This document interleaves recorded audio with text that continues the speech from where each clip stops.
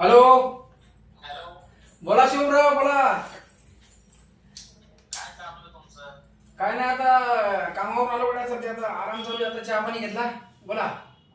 अहो, बोलायचं होतं तुम्हाला, थोडं काम होतं तुमच्याकडे. हा बोला ना, बोला बोला, बिंदास बोला. काय बोला. तुम्हाला तर माहिती आहे आता गावाकडे पावसा पाण्याची जी बिकट परिस्थिती चालली.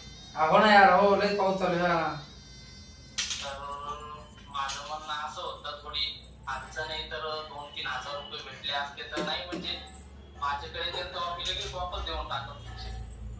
का पैसे पाहिजे होते का? हा, थोडी मदत पाहिजे होती. हा. गरज पडली. हा का? बर बर बर बर, ठीक आहे ठीक आहे, काय हरकत नाही. मी आता बघतो काय तर, आणि तुम्हाला लगेच 10 मिनिटांनी फोन करतो. हा, ठीक आहे, चालेल. कोणाचा फोन होता? अगं गावाकडून शुभम वाकडे नाही का, त्याचा फोन आला होता. माझा लहानपणाचा मित्र, त्याचा फोन होता. होतं काय म्हणून लागला? अगं आता गावाकडे का नाही पाऊस चालू आहे, आणि तो जरा अडचणीत सापडला, तर त्याला जरा पैशाची मदत पाहिजे होती, म्हणून तो मला पैसे मागत होता. पैसे गिसे काय नाही पाठवायचे, आपणच इकडे राहतो, सगळं महागाई वाढली, काय नाही द्यायचे पैसे. अगं तसं म्हणून नाही चालत. तो एक शेतकरी आहे. आता शेतकरी कसं असते, सगळं का नाही पाण्यावर अवलंबून असते, आणि त्याच्या सरकारच्या माला भावावर अवलंबून असते. कधी भाव भेटते तर कधी पावसानं त्याला का नाही साथ देत नाही.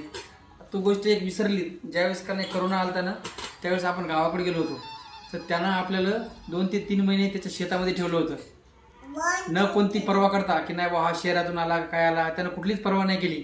त्याच्या शेतामधलं जे धान्य आहे, जे भाजीपाला आहे, ते सगळ्याला आपल्याला खाऊ घातला. करोनामध्ये त्यानं आपल्याला खूप मदत केली. मग आता त्याच्यावर महापुराचं संकट आहे, पावसाचं संकट आहे, तर आपण त्याला मदत करायला पाहिजे. आज न उद्या त्याचे चांगले दिवस येतील, आणि तो आपले पैसे वापस करेल.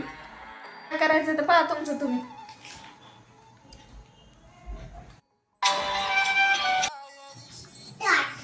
हॅलो. शुभम, पैसे पाठवले बरं का? आले का पैसे?